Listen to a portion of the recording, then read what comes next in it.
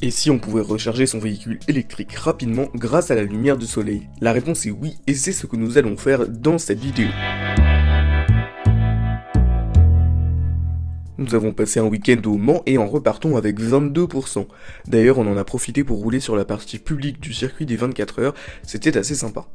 Avant de passer à la vidéo, j'aimerais également rappeler à Edouard Velu et Jonathan, les gagnants du concours, qu'ils ne m'ont toujours pas donné leur adresse mail suite aux commentaires que je leur ai laissés dans l'espace de la vidéo Road Trip partie 1.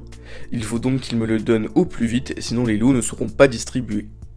On doit rentrer le soir même à côté de Deauville en passant par Falaise pour récupérer nos chiens, ce qui représente 180 km et environ 2h30 de route. On utilise la nouvelle fonction du GPS qui permet d'ajouter des étapes à un itinéraire. Ce dernier nous dirige vers le superchargeur du Mans Saint-Saturnin où nous resterons 15 minutes. Nous avions déjà chargé à ce superchargeur cet été et le site a vraiment changé. On découvre de grosses structures tout autour de l'aire de recharge.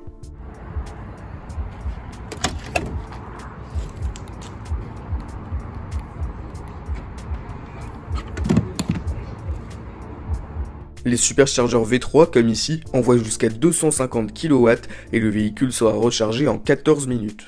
Le site comporte 20 bornes de supercharge. Tout au long des bornes, de longs toits en métal abritent les véhicules, comme dans une station essence. Tesla a aussi un partenariat avec un des bars de la zone commerciale et a installé une petite terrasse. Et enfin, voilà les panneaux solaires. Aux US, les superchargeurs sont nombreux à avoir ces installations, mais nous n'en avions pas encore vu en France. Les Tesla sont donc alimentés à l'énergie solaire. Cela approfondit encore la démarche écologique de Tesla en utilisant des énergies renouvelables. Une vraie innovation de la part d'Elon Musk. De chaque côté de l'aire, on a de gros blocs qui alimentent les bornes ainsi que quelques bancs. 9 minutes après le début de la recharge, la voiture a pris 33% et il reste encore 5 minutes. On est maintenant descendu à 104 kW. Cette baisse de puissance a lieu pour conserver la batterie. Effectivement, si la Tesla recevait 250 kW tout le long de la supercharge, la batterie perdrait vite ses capacités et sa durée de vie serait réduite. Le superchargeur se situe dans une zone commerciale où on trouve différents hôtels, bureaux, entrepôts et quelques restaurants. L'autoroute est vraiment à quelques pas, tout juste assez loin pour que ce ne soit pas trop bruyant, et le détour est donc minime.